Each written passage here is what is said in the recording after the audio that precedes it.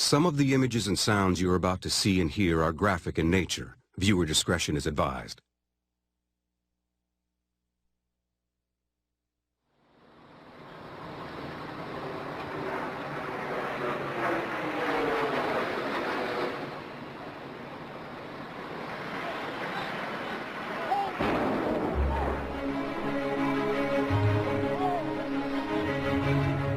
The World Trade Center, tower number 1 is on fire. The whole outside of the building was just a huge explosion. And every available ambulance, everything you got to the World Trade Center. From my vantage point, I didn't see a plane hit the building, but I did see an explosion occur.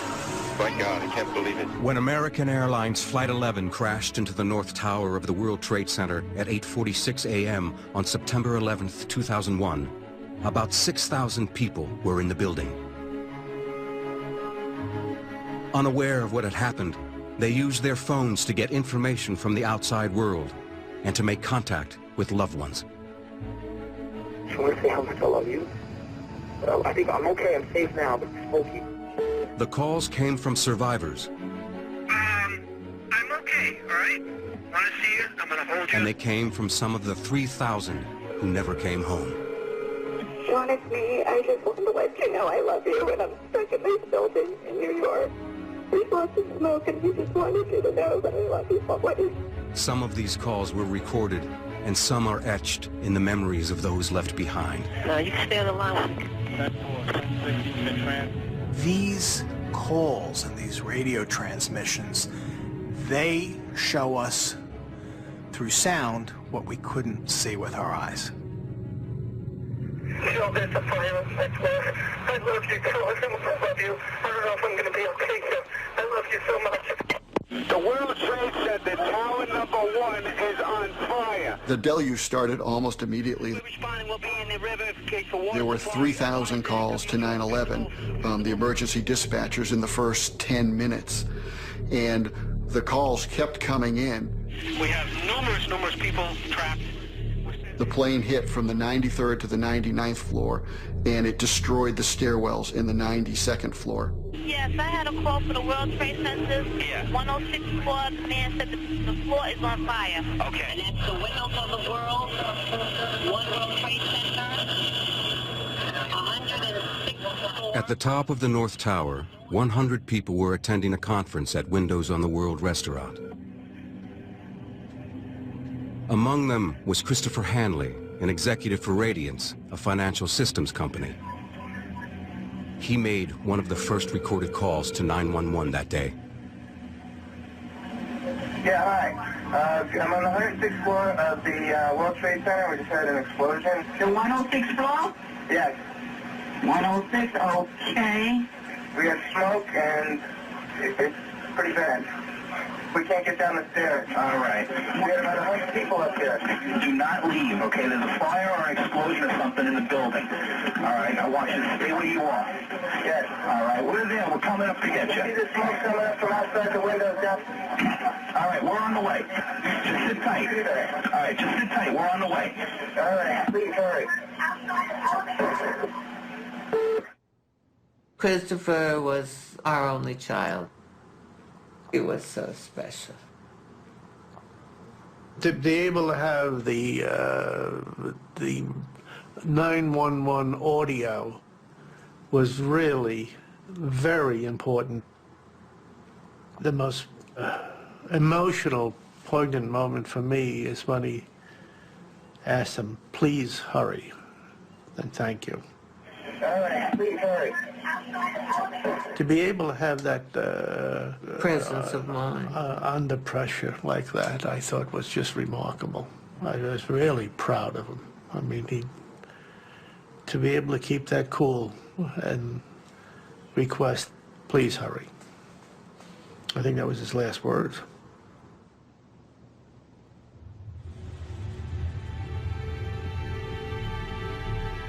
The sonic record of that day, the audible record of that day, is essential because the visual record of that day is limited to the exteriors.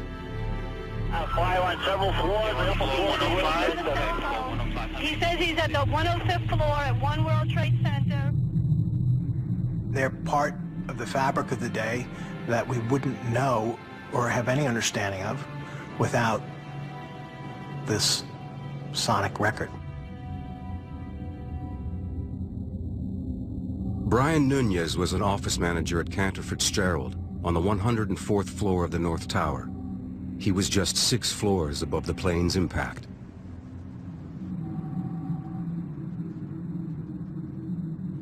I woke up to my telephone ringing. I worked nights at the time, so I didn't want to be bothered. And then my cell phone rang again. And I'm like, I'm not going to answer it. First saved message. Neil, it's Brian. A plane crashed into the Trade Center. It's on fire, and I'm in it. And I can't breathe. Tell everyone I love them. I don't get out of here. Goodbye. End of message. Brian left that message, and that must have been the first or second phone call that I received that morning. And I mean, I just didn't realize it. You know, it's really hard to struggle with, you know, what would have happened if I answered the phone? You know, but I mean, I couldn't do anything, even if I did answer it. Saved message. I keep the message on an MP3 file, so I have it on CD, I have it hidden away in a safe, I have it, you know, on every hard drive I have it like everywhere, just so that nothing happens to it. It's Brian's last words. I don't get out of here. One of the reasons why recordings were made was so people could record their last words. You know, I mean, I think it gives me a little bit of guidance. I like draw from Brian's strength when I hear the message. Melissa Harrington Hughes was a business executive attending a meeting on the 101st floor of the North Tower. I just wanted to let you know I love you, and I'm stuck in this building in New York. There's lots of smoke, and we just wanted you to know that I love you always. Melissa was in New York for just one day. September 11th started like any other morning. Woke up, put a pot of coffee in. So I was making the bed and the telephone rang. Well, I don't usually answer the phone, but this morning I did. It was my daughter, Melissa. I knew she was in New York. She was only going to be there that Tuesday. When the merger was done, she was flying back to California the next day. I didn't know anything that happened at that particular point in time. Melissa was a little hysterical. I told her, honey, you have to slow down so that your father can understand what the problem is. She got her composure, said to me, Dad, I'm on the 101st floor of the World Trade Center and a bomb just went off. In my bedroom was a TV set. I turned it on, happened to be on CNN. I saw the fire, I saw the smoke. I was heartbroken. She told me the fire wasn't her major concern, but there was an awful lot of smoke. So I said to her, honey, I said, can you see an exit sign? She said, yes, Dad. And I said, well, under all the exit signs, honey, are stairwells. I said, you get to that stairwell as fast as you can and get out of the building. It was very unusual that people outside had almost a greater sense of alarm and urgency than the people inside who were in the dark. Families were seeing the billowing smoke and the flames licking up the side of the building. It was just a terrible responsibility for the people on the outside to have to say, it's worse than you think. In the North Tower, Michelle Cartier, an executive assistant, had just started her day. I just felt like this day was just not going to end right. It was just not going to be a good day. And little did I know that it would be a day that changed the rest of my life.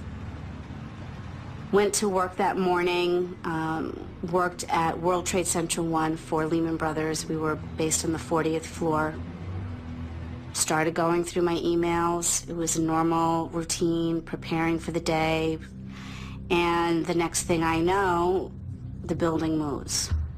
And I could hear the computers sizzling. Then the whole floor just evacuates. Michelle's brother James was also working that day in the Twin Towers, but in the South Tower. In his job as an electrician, James Cartier moved between different floors. The only thing that I wanted to do was to find out where James was.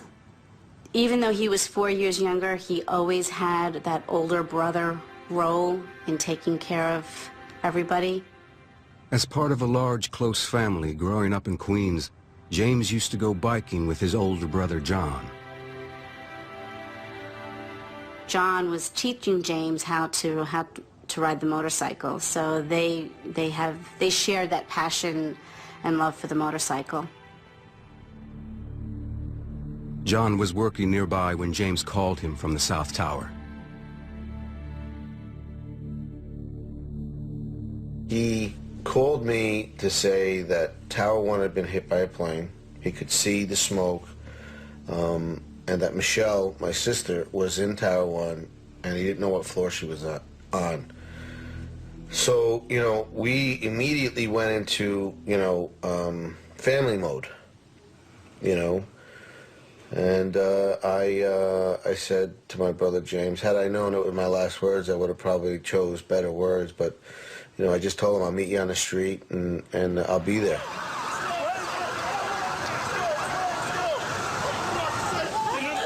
As we were descending, people were helping one another, just regular, everyday workers just helping each other get down the stairs.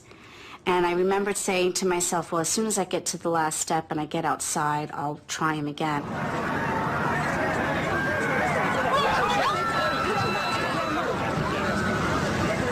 All of a sudden, in this crowd of thousands of people, I look up and I see my brother John.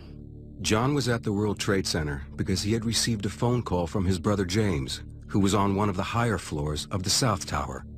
Their plan was to meet and find Michelle. Now, I wouldn't have been there at all had he not called me.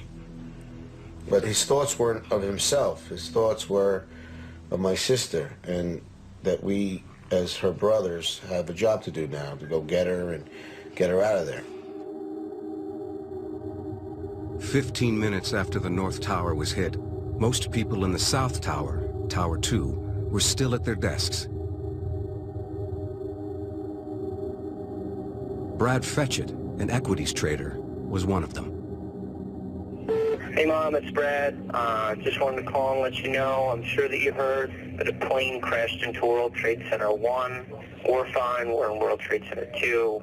I'm obviously alive and well over here, but obviously a pretty scary experience. I saw a guy fall out of probably the 91st story all the way down.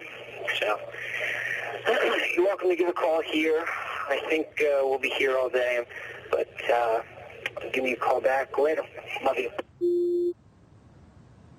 He was trying to reassure us that he was okay, but you could tell as he cleared his voice when he talked about seeing someone fall from the 91st floor that there was a lot of fear in his voice.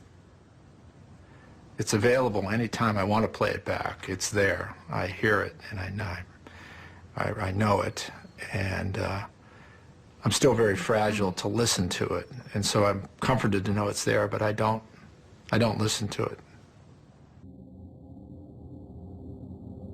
Charlie Carraher, a systems analyst for Morgan Stanley, worked on the 68th floor in the South Tower. I just backed up my chair and looked out, and I could see like the window looking out over New Jersey, and it actually looked like snow. There were so many pieces of paper, it actually looked like snow. There's a group of about 10 of us standing, looking north towards the Empire State Building, and there was like a lot of smoke. It was almost like clouds, and all of a sudden this person pops out of it, and he just made it look so easy. He seemed so calm. He just like looked to the left, to the right, and then two people jumped. And as the lady passed by the window, she made eye contact. You could see through the windows, and that really spooked me. I mean, you can communicate a lot by just with your eyes. And I had to get away from the window. They started making a choice. Burn to death at 2,000 degrees or jump.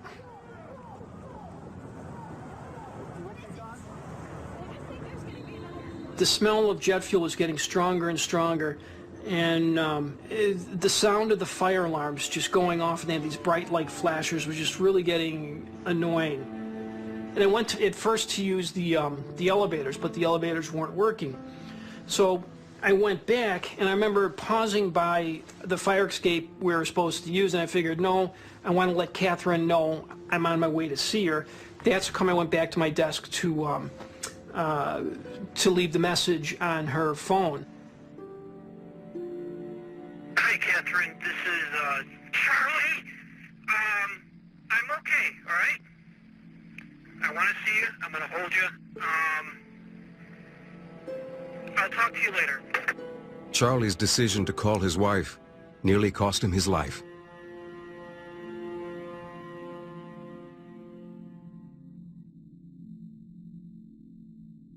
"22 floors above Charlie Caraher was Shimmy Beageleisen, a vice president at an investment management company. Shimmy was making calls to his family to let them know he was okay. The phone rang and it was Shimmy. Ma, don't worry, I'm fine. And I said, please don't waste any time. I know all about it. Get out. And he said, listen. And he put the receiver up to the loudspeaker, and I heard the announcement, do not leave your office. This building is secure. As we hung up, my nephew called, and he was practically incoherent. He said, Shimmy, Trade Center. I said, Shimmy is okay. And as I said, okay, I never got the K out because I saw the plane hit the other building.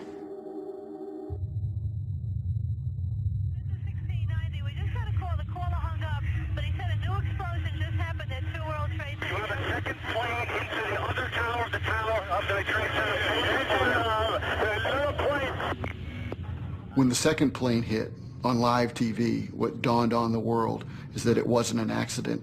It wasn't a plane just flying too low, that it was a deliberate attack on the World Trade Center and on America. 17 minutes after the North Tower was struck, United Airlines Flight 175 crashed into the South Tower.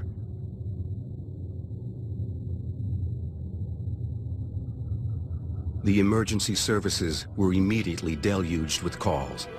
Some 700 people were trapped above the impact zone. Incident Commander Fort David to Lieutenant, dispatch. Yes, Hi, Major disaster at 2 World Trade Center. They're requesting everything possible.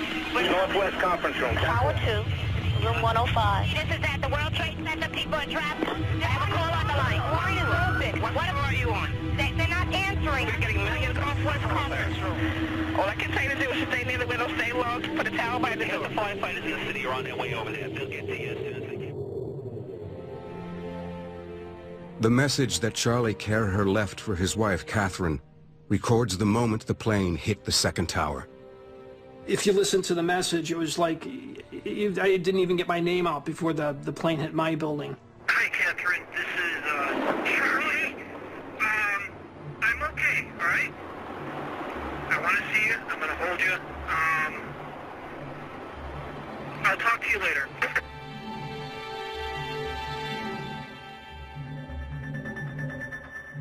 Just the whole thing changed. It just millions of things raced through your head. It's just unbelievable.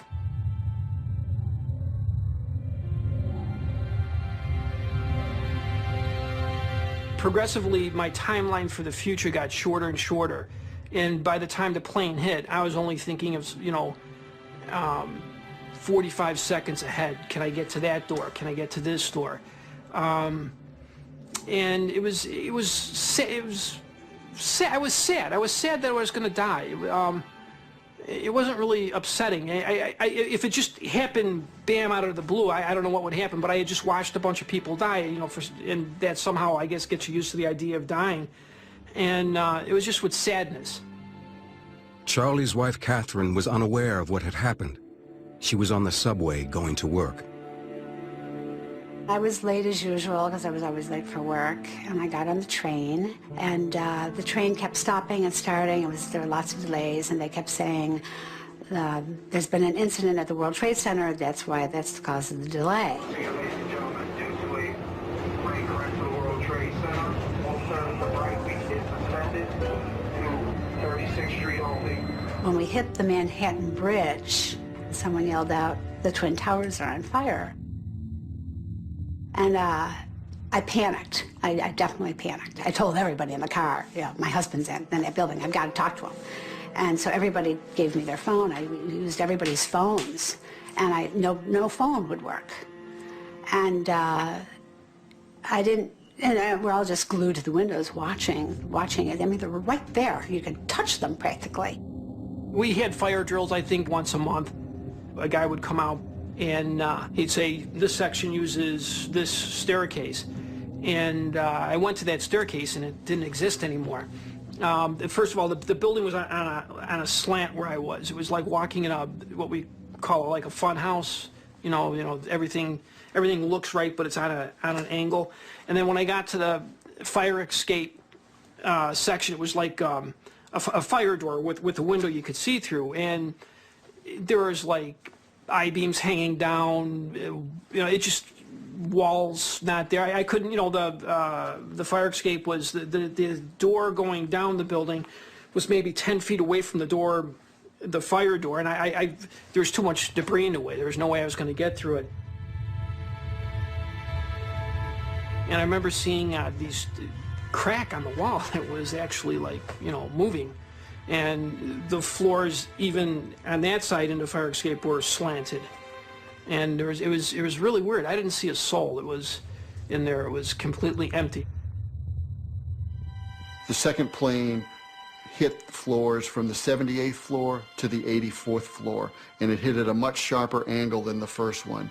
And the real tragedy about it is that the bottom wing went through the 78th floor, which is where the elevator lobby was. And the elevator lobby at the time had probably 200 people in it. And it was a scene of incredible carnage. I understand that, sir. I understand that. All right, we're trying to get to people as fast as we can. Brian Clark, a 54-year-old executive vice president at investment company Eurobrokers, had worked in the World Trade Center for almost 30 years. We had lived through the 1993 bombing, and the fact that something had happened, catastrophic, let's call it, next door, and 15, 17 minutes later, the same thing in the South Tower, I knew in that instant that it was terrorism. The room we were standing in absolutely fell apart. Walls were torn at a jagged angle. Everything fell out of the ceiling. Speakers, lighting, cables, air conditioning ducts, everything came down. The sensation was that the whole building was moving to the west very slowly in just this one half oscillation. And the sensation was that it moved at 6 to 8 feet. My instinct was that I have a responsibility to try and get people off the floor. Brian's training as a volunteer fire marshal would prove to be crucial. There were 6 or 7 other people in the room with us, and I led them into the corridor. And we went to the center core. In that one hallway, there were no stairways. I had a choice to go to my right to stairway C, forward to stairway B, or left turn to stairway A. I, for unknown reasons, just felt this nudge and turned to my left and found stairway A. Meanwhile, Diane, Brian's wife, learned of the attack by watching the news. Unfolding in New York City. Both towers of the World Trade Center have apparently been hit by aircraft. She wasn't worried because she thought he worked well below the impact zone. She and Brian had been married for 31 years. We actually met when we were in the first year of high school, and it was very apparent to me by the time I finished high school that Brian was the person for me. Diane and Brian have 4 married children. Our son Tim called, and he was at work. I said, "Don't worry, Tim, because Dad's not. It's hit way higher than Dad is." And Tim said, "Mom, Dad's not on the 31st floor. He's on the 84th floor." And then I realized, I could see it so clearly, that the plane had come in just about at his floor. But Brian's office on the 84th floor was on the other side of the building from the plane's impact. He led a group of 7 people down the stairs.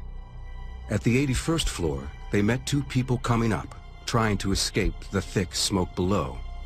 So the group decided to go back up the stairs, but Brian remained behind.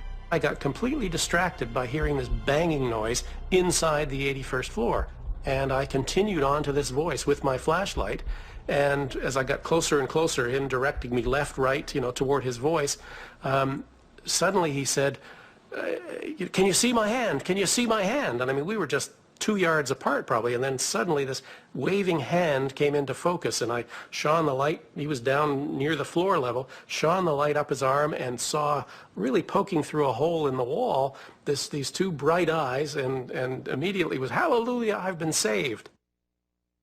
Stanley Premnath was buried under heavy debris, trapped there when the second plane crashed into his South Tower office on the 81st floor.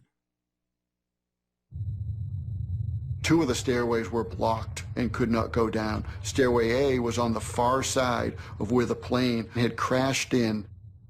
It had hit in the floors where the elevator equipment was. And the World Trade Center had this mammoth elevator engines, and it literally stopped the impact of the plane, and Stairway A was on the far side. And that survived the impact zone. When we got out onto the 81st floor landing, of course everybody else had gone up, but my instinct was, I want to try. I want to see what's down there. And I shone my light down the stairs, and there was some smoke coming up. And we dug our way through rubble for several floors, mostly drywall that had blown in on the stairs, but in the darkness you weren't 100% sure what it was. We slid some because there was water flowing underfoot. And by the 78th floor, as we passed that floor, the wall was cracked and there were little flames licking up inside the wall. And we kept going. It got a little better on 77, and by the 74th floor, we broke into what I would call almost normal conditions. Fresh air, lights on. In the South Tower, anyone below the impact zone between the 77th and 85th floors were getting out, if they could. Stanley and I continued on down until we got to the 44th floor. We went in there, and in the middle of that floor, which is like a long hotel lobby, if you like, that runs the entire length of the building, there was one security guard in gray flannel slacks and his blue blazer, and he looked at us quite excited. He said, "Do you have telephones?" And both of us said, "No, we don't have phones." He said, "Oh," he says, "my phones don't work." He said, "But I'll stay with this man," and he kind of backed up. And there was a man, a Caucasian, massive head wounds, back wounds, semi-conscious, lying on the floor. How he got the injuries, how he got to the 44th floor, I don't know. But the security guard said, "I'll stay with this man, but you must promise me to get a medic and a stretcher to the 44th floor." I said, "We'll do our best." Stanley and I went back to the stairs, down, down, down. On the 31st floor, it was completely vacant. Nobody was present except Stanley and I. We got into their conference room, and I picked up the conference room telephone and got dial tone. It was Brian calling.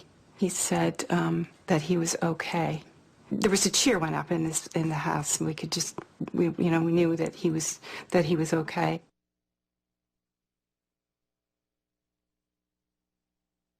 Some of the images and sounds you're about to see and hear are graphic in nature. Viewer discretion is advised.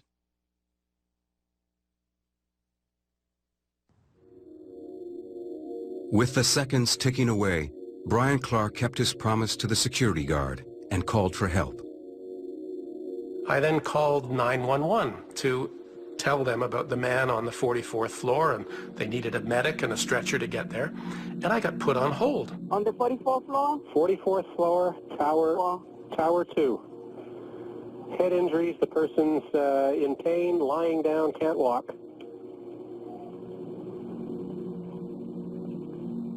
Can I not leave you with that message, please, and just me begin walking down again? You have to talk to EMS. Hold on. Oh, dear. Okay.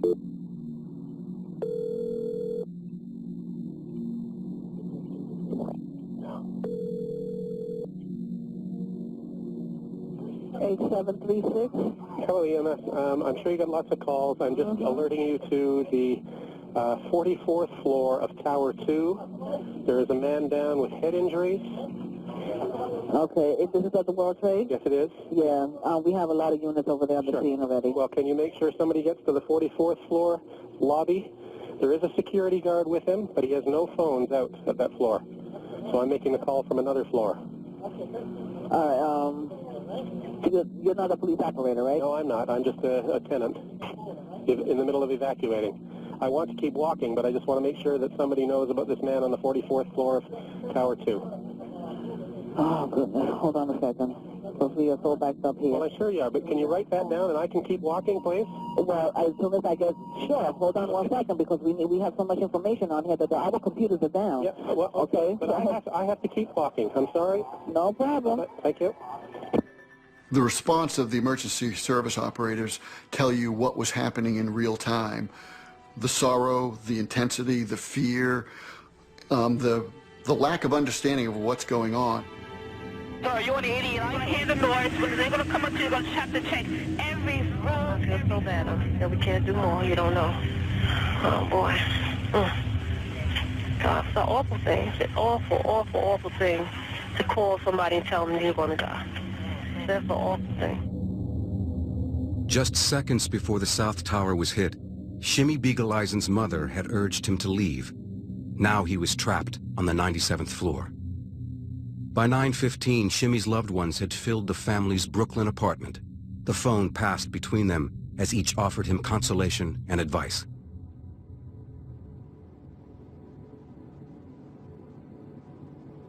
We had Shimmy on the phone.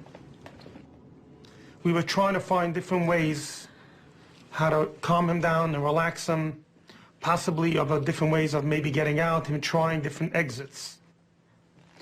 At one point when I was talking to him, he shared a few private things with me. He asked me to look after his wife and children. And all this time, I was able to hear in his voice that the situation was becoming a lot worse. There was now fire and dense smoke above the impact zone, and those trapped there began to panic. Shimmy's best friend, David, called to try and calm him, keeping 911 on the other line. Shimmy? Yeah. Just hang in there. Just breathe slowly through the towel. You breathing through the towel? It's fine. Okay, it's fine. Everybody's fine. Everybody's very calm. Everything's going to be fine. You have to stay calm. Everybody here is calm, I promise you. The girls don't even know because they're in school. The parents are here, they're very calm. Just keep your head straight. Okay, do you see smoke by the window? The fire department wants to... You can't see? Do we see smoke by the window? The fire department wants to know. No smoke by the window. No smoke by the window. Listen carefully. As a last resort, break the window as small as possible just to get a little air in. Okay, but you follow? Yeah. Okay, how's that? They said the last resort we should open the window just a little bit to get some air in. Can you open the window or you have to break it? Yeah. Huh? You have to break it. Yeah. Okay, Shimmy. Yeah. Break the window. Break the window. As little as possible. Just get a little air. Just get a little air. If you're running out of air. If you're running out of air, we should do that. Okay. Okay? I'm very grateful that he was able to spend his last moments speaking to the people who were closest to him. At the end of your life, I would imagine you want some sort of comfort, and I hope, and it seems from what everyone has told me, that he was given that. That's all I could hope for.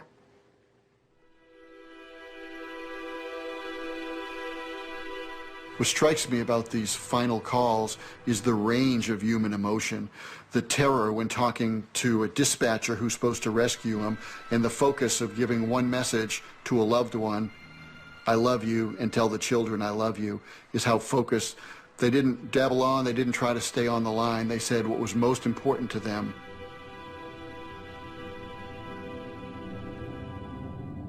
Stephen Muldery was a 33-year-old equities trader working for an investment company in the South Tower. September 11th was a beautiful, beautiful day, as everyone always will remember, I know. I was very pleased to be going to a yoga class around the corner in the Village Hall. And at the end of the class, I walked home, and when I came into this house, there was a blinking light on the answering machine, and I had 6 messages. Not the usual thing. And one of the messages was from Stephen. Mom, it's Stephen. My plane, my building got hit by a plane, and right now it's, I think I'm okay, I'm safe now, but Smokey, I just want to say how much I love you, and I will call you when I'm safe. Okay, Mom? Bye.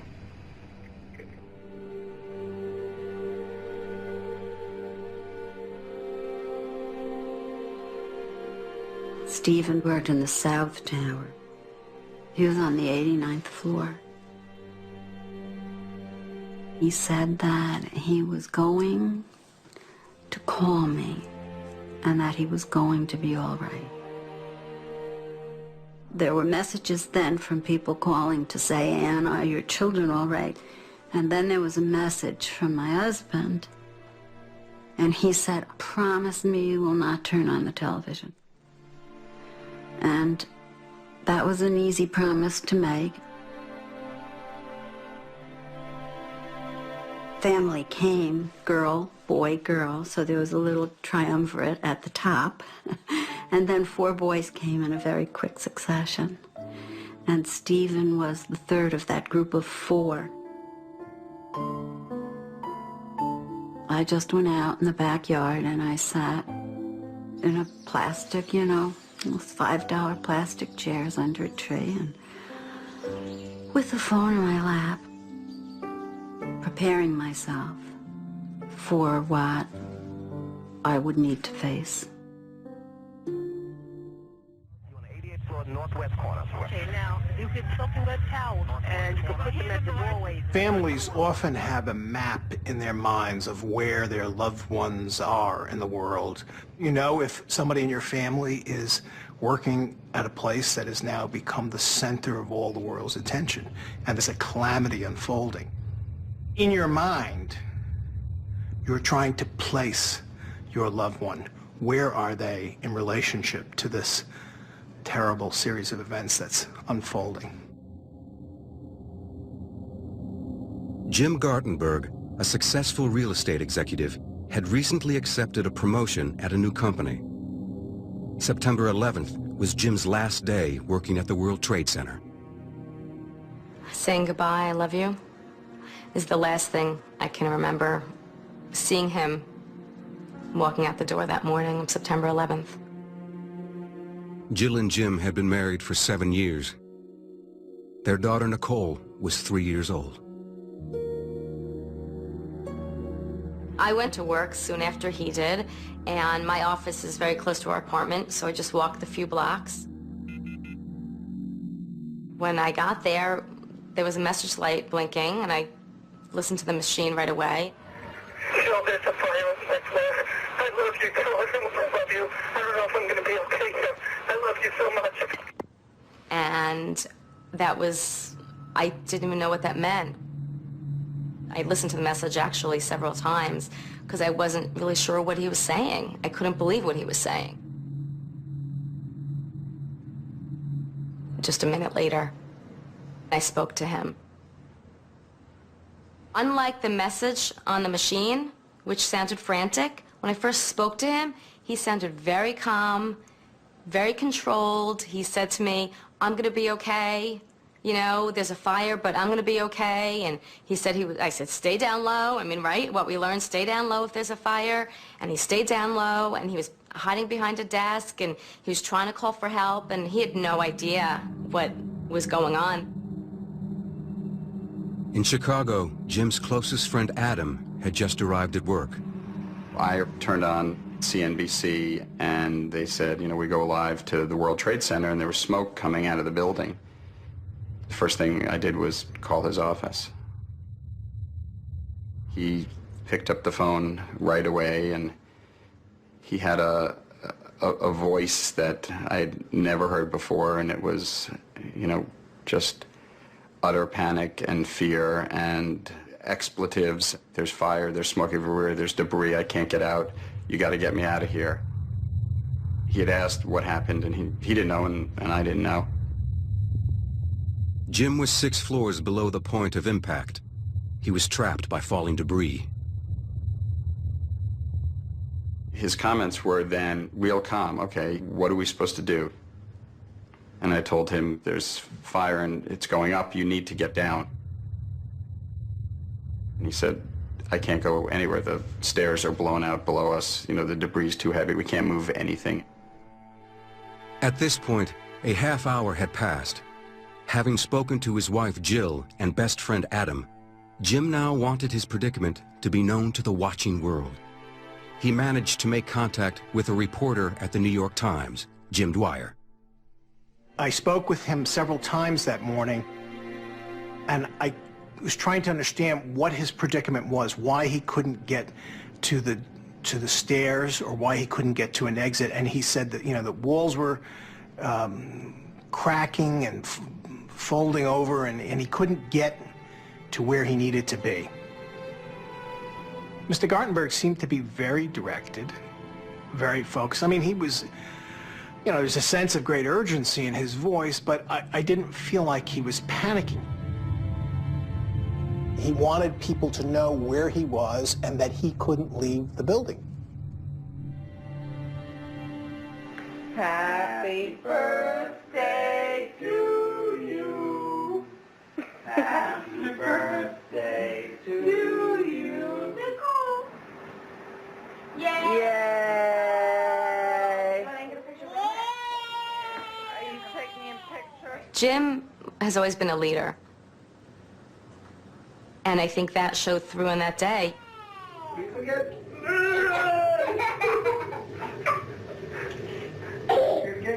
Nicole, is Daddy so funny?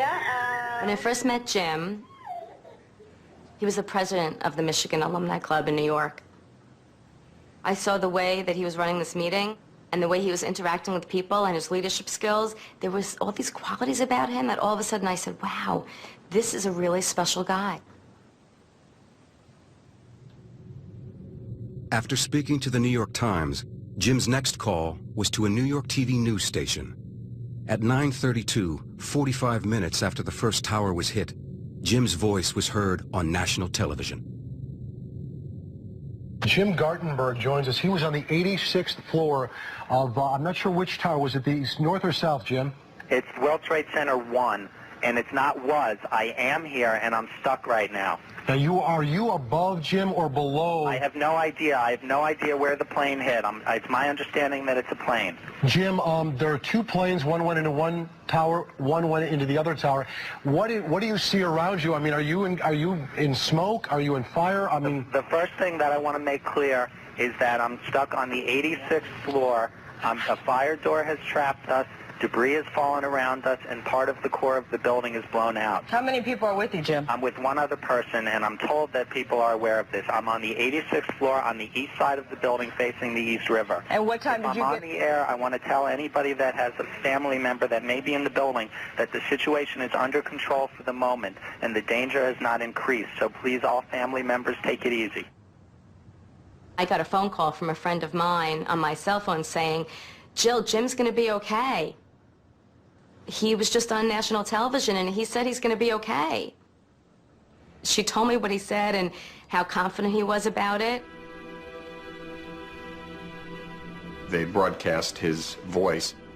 I still have tapes of that and listen to it, and it's eerie. The voice that I hear on that is not his, and it's just so odd as far as the voice is concerned. But his message was unbelievably calm and brave and stoic.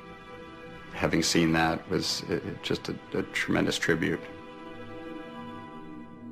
I think for a lot of people to be in crisis mode, they would just sit there and scream. And Jim would kind of regrouped with himself, it seems like, and said, okay, this is the situation. How do I best deal with this? And he reached out to as many people as he could, trying to figure out what resources he had to be helpful in this situation. I mean, he had the sense of mind to do that. And and the danger has not increased, so please all family members take it easy. I think that was wonderful, but I knew in my heart he was not going to be okay. You got it coming in for building number 2 on the 97th floor, people trapped. 90 what floor? We're all around the building. Almost 2,000 people were trapped in the North and South Towers.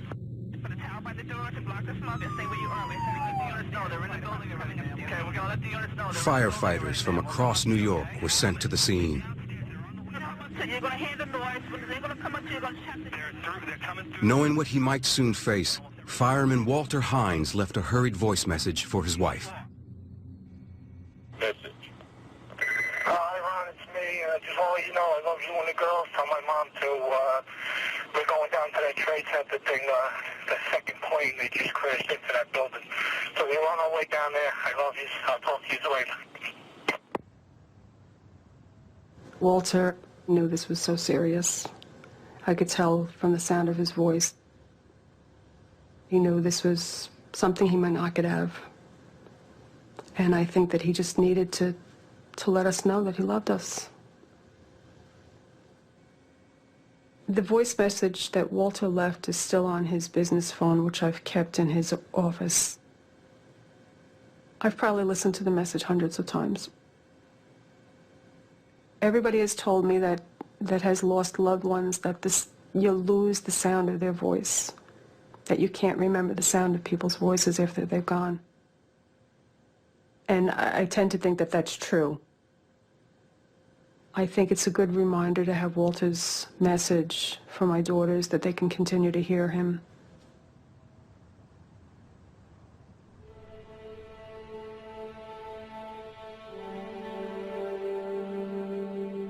Stephen was with us for 33 years. And we have a choice. We can either say we are so mad that he's not here, or we can say we had him for 33 years, and we have a feast to return to, the feast of the memories. Stephen worked alongside a group of close college friends, all former high school athletes. Stephen was very relaxed, smiling, laughing. He was very laid back, very happy. You know, he really was happy a lot of the time. Stephen was really a peacekeeper within the family because we all have very strong personalities, and at a dinner table we all want to voice our opinion, and Stephen was the best, I think, of any of us, of listening to all sides of an argument and really keeping the peace. In the South Tower, the second to be hit, conditions were now desperate. As the fire spread, Stephen and his colleagues made a collective decision to stick together and try to reach the roof. They now faced a grueling 21-story climb up the stairwells through smoke and dust. But once there, they discovered that there was no access to the roof. They retreated back down the stairwells and took refuge in an empty conference room on the 88th floor. Sharing a single mobile phone, each one took turns to say their goodbyes. Stephen and others passed the phone around and let people get word out to their family members. And at this point, there was a sense of dread among those people making the calls. There was a sense that they were doomed. And they knew how isolated they were. They knew they were in the sky, far from the ground, and that their chances were very slim.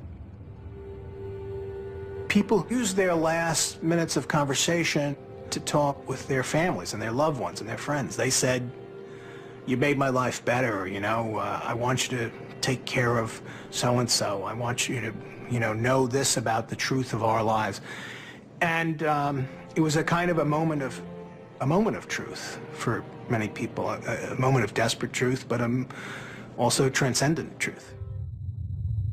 An hour after the first plane struck the North Tower, some people were still trying to make first contact with loved ones.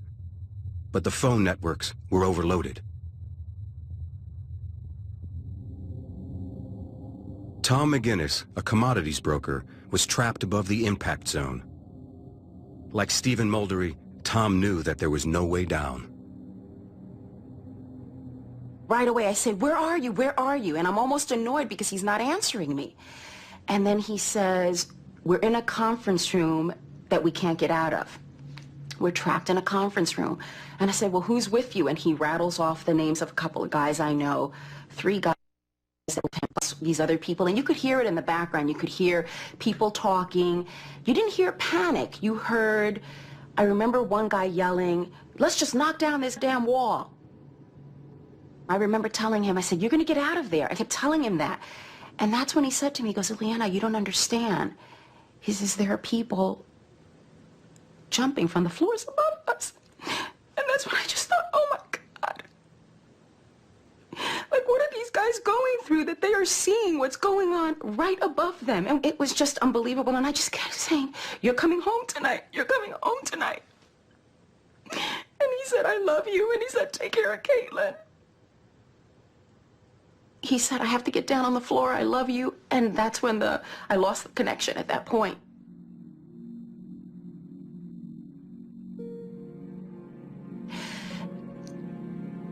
There is a great comfort in the fact that I got to talk to him. And the funny thing about that comfort is it was not a great comfort that day or even, weeks later. But it's a great comfort now. It was a great comfort months later. And the reason it was a great comfort is because, it's not so much for me, but I feel that it was for him. It was his chance to say goodbye, his chance to say, "Take care of Caitlin." He said, "It'll be a miracle if we get out of here." He knew he wasn't going to get out.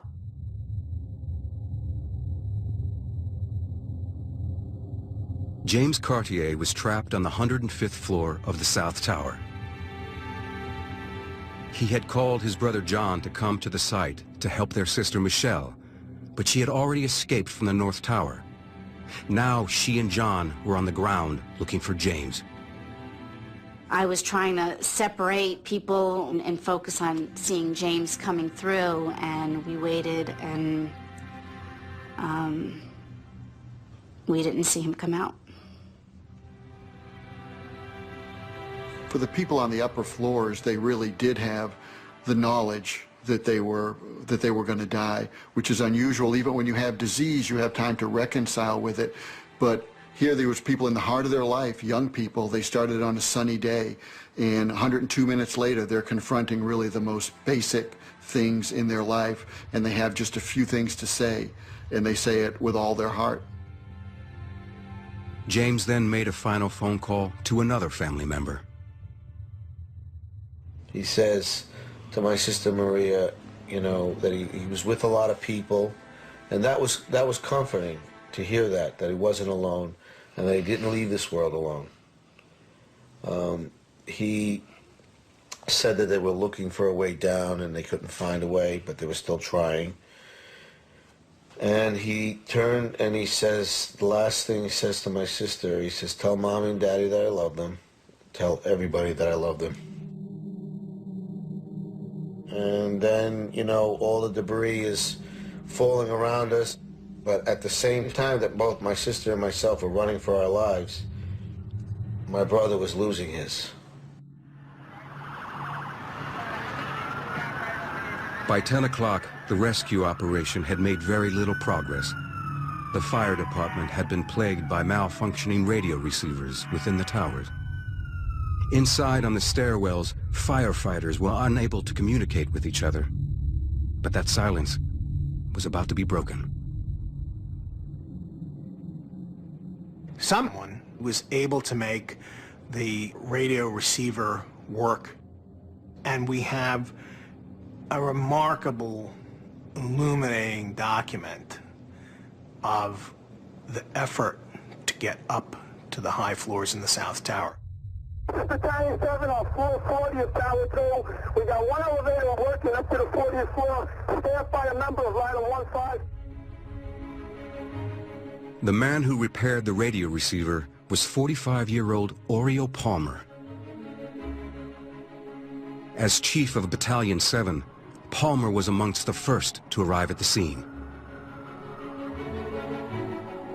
As he entered the South Tower, he single-handedly fixed an elevator and took it to the 40th floor, halfway to where almost 700 people were struggling to stay alive. And then he started to climb on foot. And because he was a very, very fit man, he was able to make tremendous progress. He had run marathons, he ran half marathons. We're on the 43rd floor. There's stairway B. Unfortunately, trying to get up to Oreo. I'm up to 5'5". He went 12 floors in 10 minutes, wearing all the bunker gear, which is 50 or 60 pounds. We're going to have to hit it. I'm on 69 now, so we need a higher bank, please. These stairway walls have been compromised on 73 and 74. Walls are breached, so be careful. Okay. When I first heard Oreo's voice on the tapes, you can tell he knows he's in a race against time. Oreo's conserving his oxygen, he's conserving his energy. That's why there's not a lot of chatter on his part on the tape.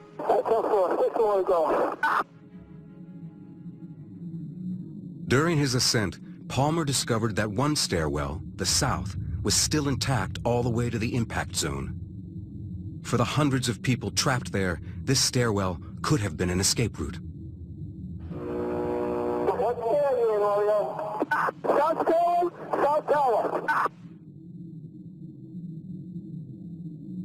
The 78th floor in the South Tower is the bridge point between the living and the dead. It was a transfer spot in the elevator system, and a lot of people had mass there. And when the second plane hit, a lot of them were killed outright, a lot of them were injured and waiting for help. And Oreo Palmer was rising and racing to that point to get to them. We got police. I saw the pockets of fire. We should be able to knock it down with 2 lines. Where you know that? 78th floor. Numerous 1045 call 478. That's all here. Numerous civilians. There's 2 engines up here. All right, 10-4, we're on our way. Oreo got up there pretty quick. Anyone who was wounded or dying, to know somebody was able to get up there, they knew there had to be a way out. The people who were there at the point of impact, to have seen him, I can only imagine there must have been some elation or euphoria that's probably undescribable. Maybe. Just to see him and realize there's some hope here, thanks to this guy who just made it up here.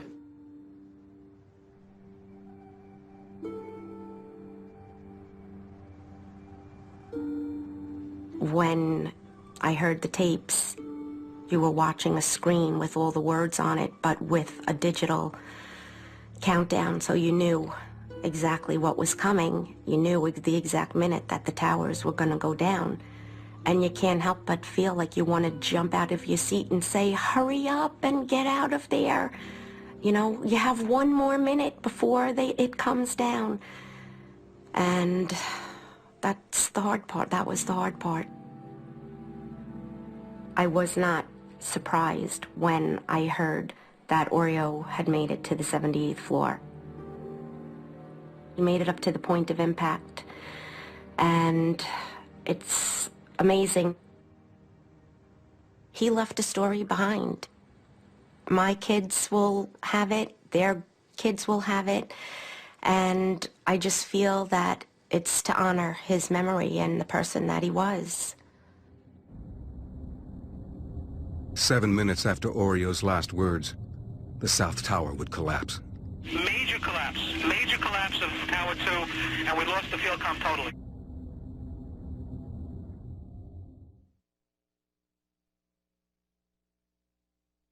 Some of the images and sounds you are about to see and hear are graphic in nature. Viewer discretion is advised.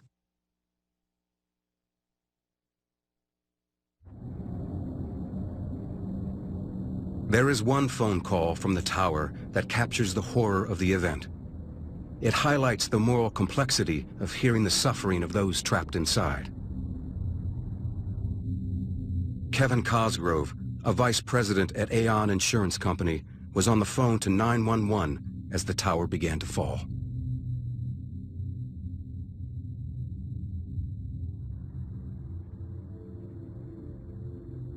Kevin was a wonderful father.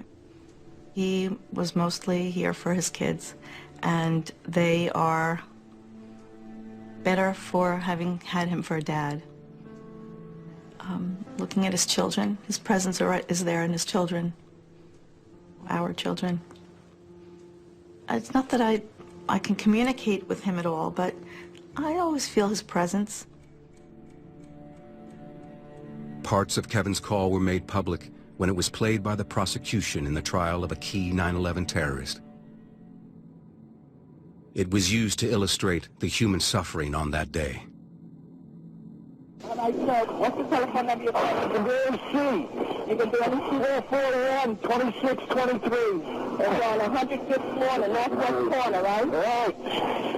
Right. His words haunt me, and I try not to think about it, but it's also, in a way, kind of a comfort to know where he was and what he went through and what he was trying to do.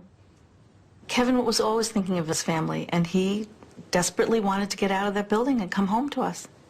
He knew how much we needed him. We were supposed to have many years together. We were supposed to grow old together. Yeah, my wife thinks I'm all right. I called her and said I was leaving the building. I was fine, and bang. It was smoke really bad. 105, 2 power. All right, sit tight. We'll get to you as soon as we can. Yeah, keep staying up, but the smoke's really bad, man. I barely leave. That's all we can do. Where are you? What's where you guys up to? We're getting there. We're getting there. Doesn't feel like it, man. I got young kids. I understand that, sir. One lady called him the voice from the towers. It made it real for her, that it wasn't just a news story, that there were really people in there and it wasn't just buildings. There's lots of people up here. I understand. Smoke rises. It's really big. We're on the floor. We're in a window. And then I had to be in green now. Can't see. Okay. Just try to hang it there. I'm going to stay with you. It's really bad. It's black. It's arid. We're young men. We're not ready to die. I understand. Hello? Hello? We're looking at Financial Center. 3 of us, 2 broken windows.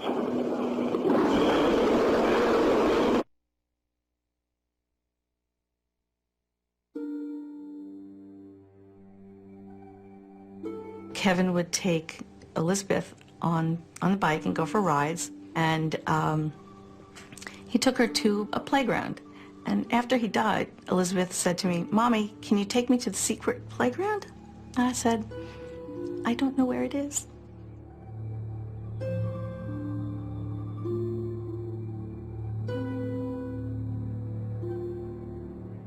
I guess what I would want people to learn from listening to the recording is that life is short, that you never know when you're going to lose your loved ones, and to spend every minute you can showing them that love. And that's what's important in life.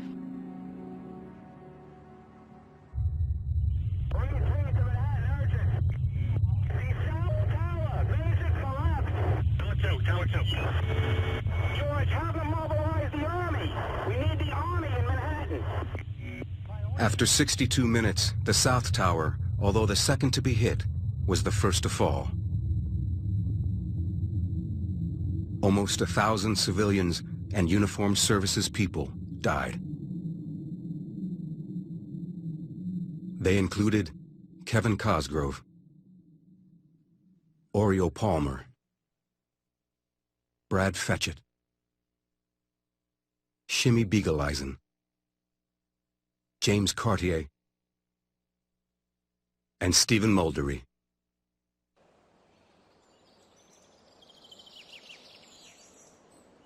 The phone rang, and it was Amy, my youngest daughter. And the first thing I said to her was, "Where's Stephen?" And she didn't answer. There was just silence. I got home and I called my mother, And she was so happy to hear my voice. And I told her about Stephen. And I just know she just screamed. And that was it. She knew he was gone. And a sound came out of me that I'd never heard in my life. It was just an animal sound. And I knew when I heard that sound for the first time in my life, that howl, that it was universal. And that, you know, my family and I had joined all the losses of all the ages. Mom, it's Stephen. My plane, my building got hit by a plane, and right now it's, I think I'm okay, I'm safe now, but it's smoky. The message that he left for me meant everything to me. I mean, I clung to it. I listened to it repeatedly in the days after. But I did put it aside at a certain point and say that I would not continue to do that. I think I'm okay, I'm safe now, but it's smoky. And a very odd thing happened, and it is that as time went by, I created a new message that had never been left. I added to what he had left, thinking he had left it. In his message to me, he said, "I'll be all right, and I will call you." In the message that I then began living with, you know, maybe a year after, was, "I'll be all right, and you will too." I made him say it in my memory over and over and over again.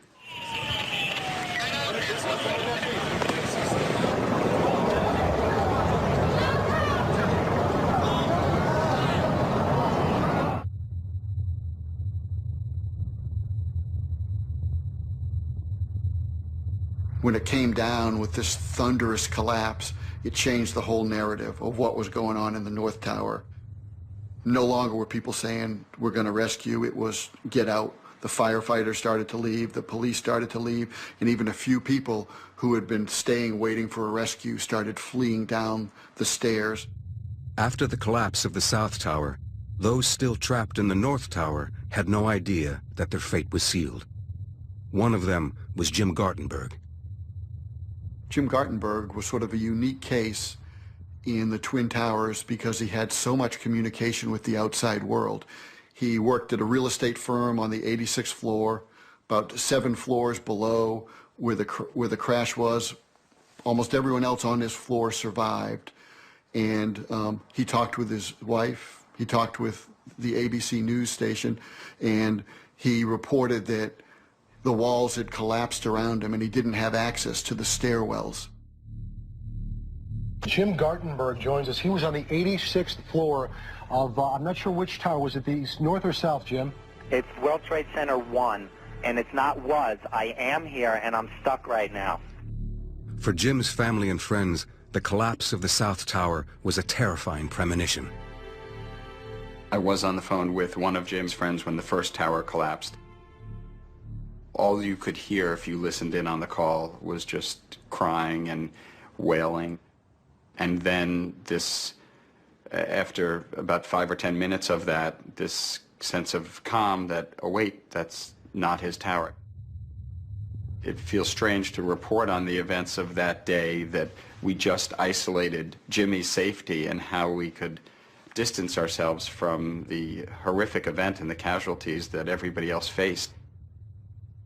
But that felt like our duty. My parents were down in Florida on September 11th.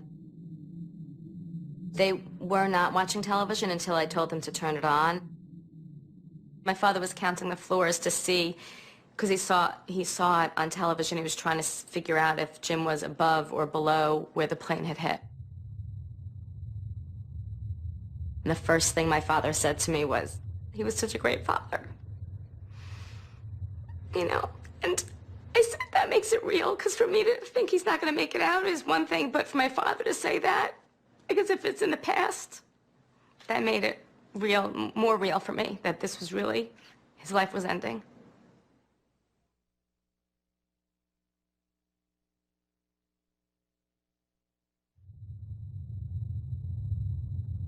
At 10:28 a.m., 102 minutes after it was hit, the North Tower fell. Almost 3,000 civilians and uniformed services people died that day.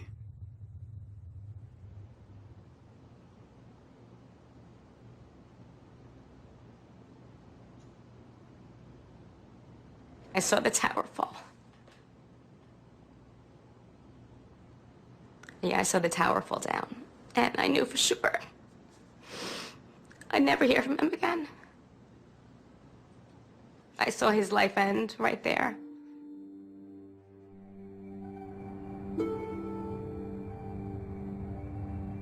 Melissa Harrington Hughes, a 31-year-old business executive from San Francisco, was in New York for just one day. She had been attending a breakfast meeting near the top of the North Tower.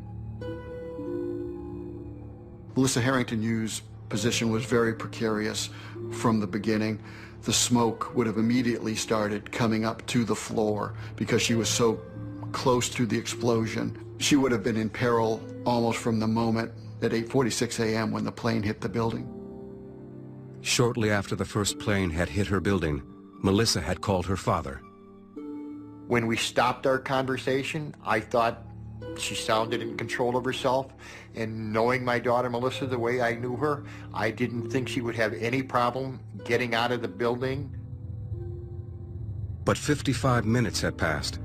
While Melissa's father watched the events unfold on the television, Melissa's husband, Sean, was asleep on the West Coast. They had been married only a year. Melissa met Sean at a junior club dance. He was a very nice young man, and they were an extremely attractive couple. I could tell when she introduced me to him, her eyes just kind of glowed, and I could tell right away that he was probably the one that she was going to marry, and she did. Exchange a kiss as a sign of their new married love. May I present you for the first time Mr. and Mrs. Sean Hughes.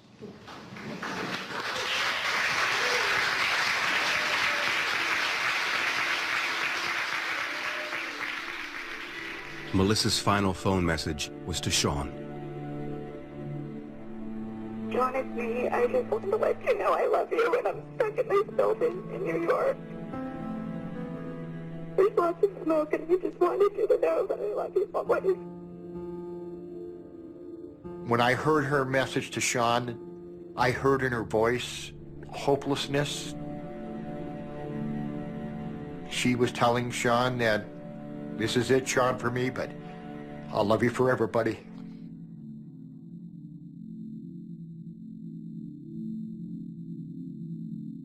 When the North Tower collapsed, 1,402 civilians died. Along with Melissa Harrington Hughes, they included Jim Gartenberg, Christopher Hanley, Brian Nunez, and Tom McGinnis.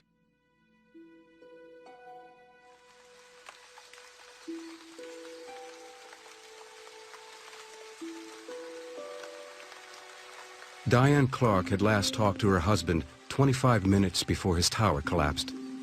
Now she feared the worst. Yeah, I thought I'd lost him. At that point, left everybody here, and I walked outside, and I paced, and I just was by myself for a long, long time, pacing on the patio. Amazingly, Brian Clark was one of only 4 people to escape from the floors above the impact zone in the South Tower. He and Stanley Premnath got out with only seconds to spare. It took 8 or 10 seconds for it to dissolve in front of us, but in this cloud of dust, and we just stared, not understanding really what had happened. Trinity Church between us and the South Tower almost acted like a seawall. And so the white cloud hit that church and exploded upwards. And it was almost above us when we realized we had to run.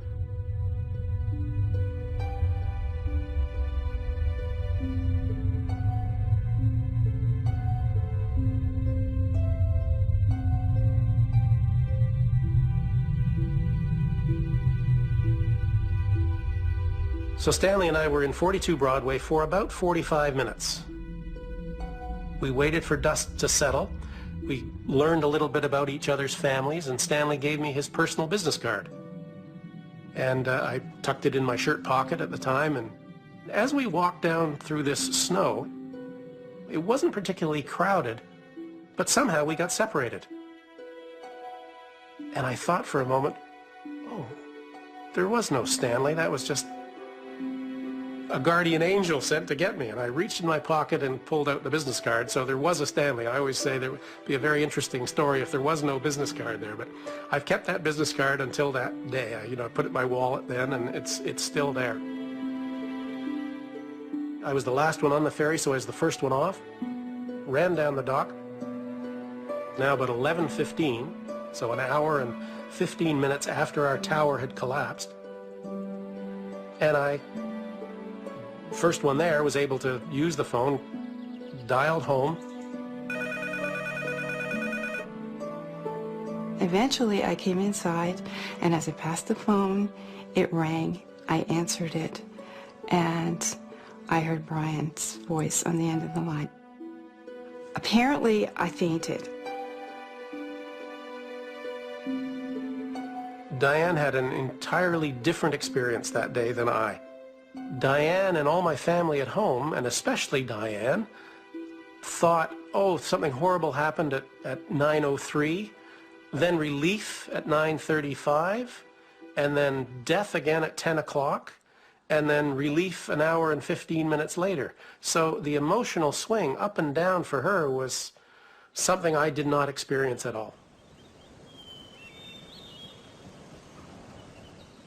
Dealing with that underlying fear has come back on the anniversary of 9/11. Each time I have had to kind of work through that terror of that day.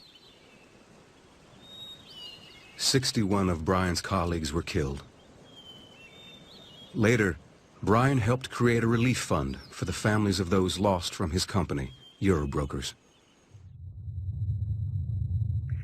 Hi, Catherine. This is Charlie.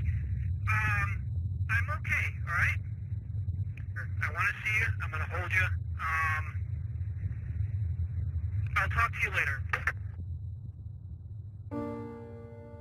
Charlie Carraher also had a lucky escape that day. He was one of the last people to make it out of the South Tower alive. When I got outside, from every direction, you just heard sirens coming. It seemed like everything with a siren in New York was headed down to the Trade Center.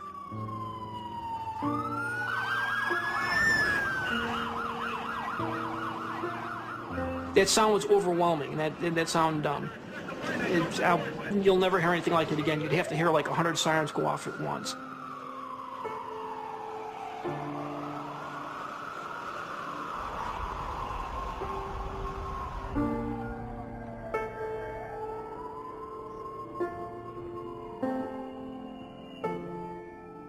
Over the course of the next month, I just, started retelling my story to anyone who would listen, and I really do feel that helped me.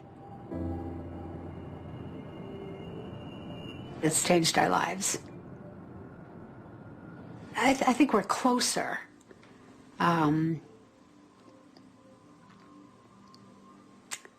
He knows I love him.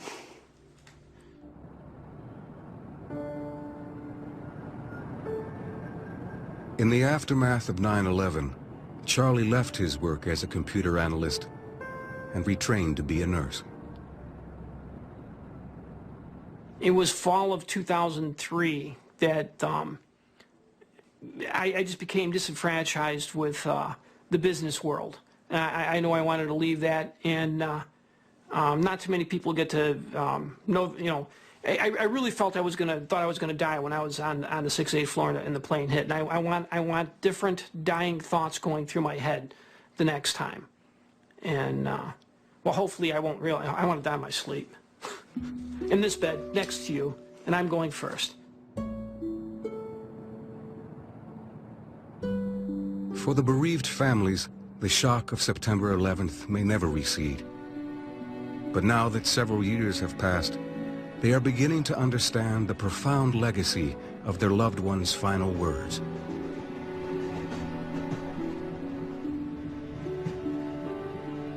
The world doesn't stop for every tragic loss of life.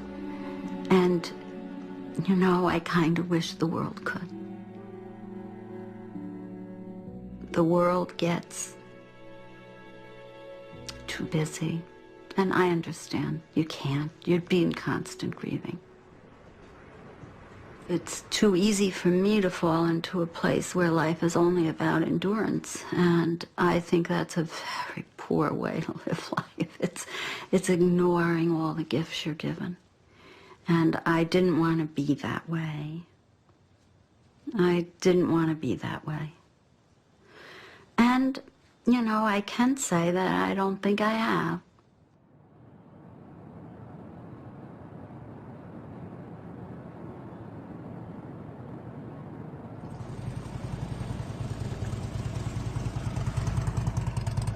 The Sunday before 9/11, we went to church together, and we were just, you know, talking, you know, after Mass, and he was just, that day was telling me, like, how much he loved working at the Trade Center.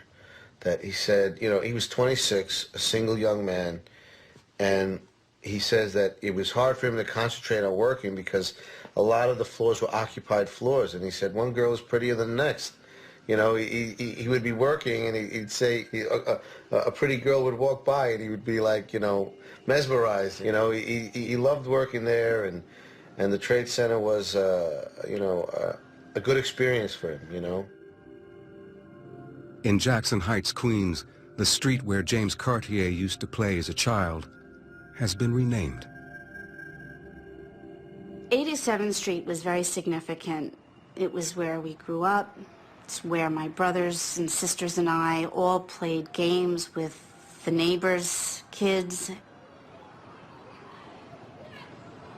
I think the street renaming would have made James really, really proud. It was saying, okay, James, this is forever going to be your block from now on.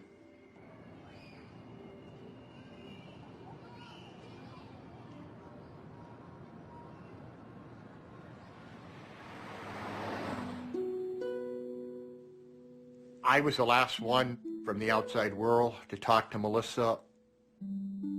We were able to say how much we loved each other, and I think of it constantly, all of the time.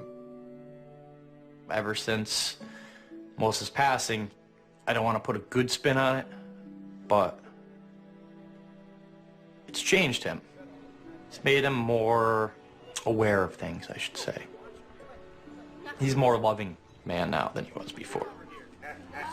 Didn't show his feelings as much before, and now he does. Like with my son, who was, coincidentally, which was kind of fate, I would have to say, was born on September 11th. When you leave the face of this earth, all you leave are your children. That's your legacy. Melissa brought a lot of joy into our lives. My inner peace with Melissa's death might come from the fact that I spoke to her. I find a lot of pleasure knowing that Melissa called me, knowing that we were able to say our last goodbyes, basically. I got to talk to Melissa in person, and I'll take that to my grave. I want to tell anybody that has a family member that may be in the building that the situation is under control for the moment. So please, all family members, take it easy. We found nothing of Jim. He was completely destroyed. So the fact that I'd spoken to him means so much to me. Wow. Okay, you want to open this? It says, Nicole, this was my favorite toy when I was 2. I hope you like it. Love, Natalie. To have his voice, just to have his voice is, it's nice. Some last memories. Good job, Nicole. Keep going. When Jim passed away, I was 3 months pregnant. You know, here I am with this special gift, as far as I'm concerned, that he left me with. And to me, that's so important that we had that. She has his personality, she's quick-witted, and her sense of humor is just like him. James, you're fast. Good job. So knowing that, you know, she's such a part of him, and that my other child's such a part of him, it makes me happy, that part. I think 9/11 comes up pretty regularly in everybody's lives. I mean, you watch television, you go to an airport, anytime you travel. You didn't go to Zita's house? So much has changed since 9/11. Everybody talks about 9/11. It's in the newspapers probably every day. And all I think about when I hear that 9/11 is, I am so proud that my husband did what he could that morning.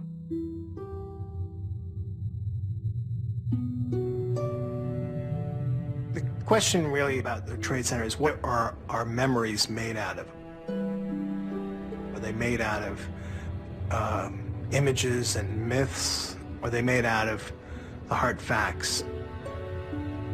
The audible record of that day is essential, because if history is going to be a tool for the living, if memory is going to be something that we can rely on, then you can't blink, you can't turn away. You have to say, this is what happened, and this is how it happened.